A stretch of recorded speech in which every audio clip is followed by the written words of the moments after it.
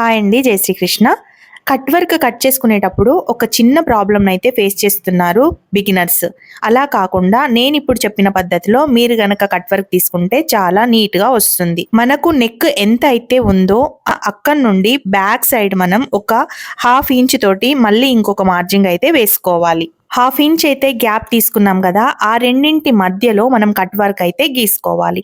Cut work ని గీసుకునేటప్పుడు ఎప్పుడు కానీ ఫస్ట్ అయితే హాఫ్ సర్కిల్ ని మాత్రమే గీసుకోవాలి. ఈ వీడియోలో చూపిస్తున్న విధంగా హాఫ్ సర్కిల్ ని కూడా front part half and back పార్ట్కి కూడా హాఫ్ వచ్చేటట్టు చూసుకోవాలి.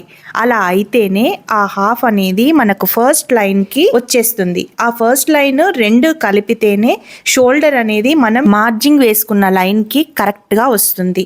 ఒకవేళ మనం కర్వ్ మొత్తాన్ని ఫ్రంట్ బ్యాక్ పార్ట్కే గీసుకున్నాం అనుకోండి, కర్వ్ అనేది సెకండ్ లైన్కి వస్తుంది. మూల అనేది సెకండ్ లైన్కి వచ్చి అప్పుడు షోల్డర్ అనేది చాలా తగ్గిపోతుంది. అప్పుడు మనకి ఒక పార్ట్ చిన్నగా ముందు పార్ట్ పెద్దగా అలా రావడం జరుగుతుంది. ఈరోజు ఒక బిగినర్ అయితే చెప్పారు, అక్క నాకు కట్ వర్క్ నీట్గా రాలేదు అని. మీరు చేసిన మిస్టేక్ ఏంటో మీకు అర్థమైందా? ఒకవేళ అర్థమైతే కామెంట్ బాక్స్లో పెట్టండి. సేమ్ ఇదే విధంగా మనం పేపర్ స్ట్రిప్ని అయితే కట్ చేసుకోవాలి. పేపర్ స్ట్రిప్ని ఎలా కట్ చేసుకోవాలో నెక్స్ట్ వీడియోలో నేను చూపిస్తాను. ఈ టిప్ మీకు అర్థమైతే ఒక లైక్ ఇవ్వండి. మరిన్ని టిప్స్ కోసం మన ఛానల్ని సబ్స్క్రైబ్ చేసుకోండి.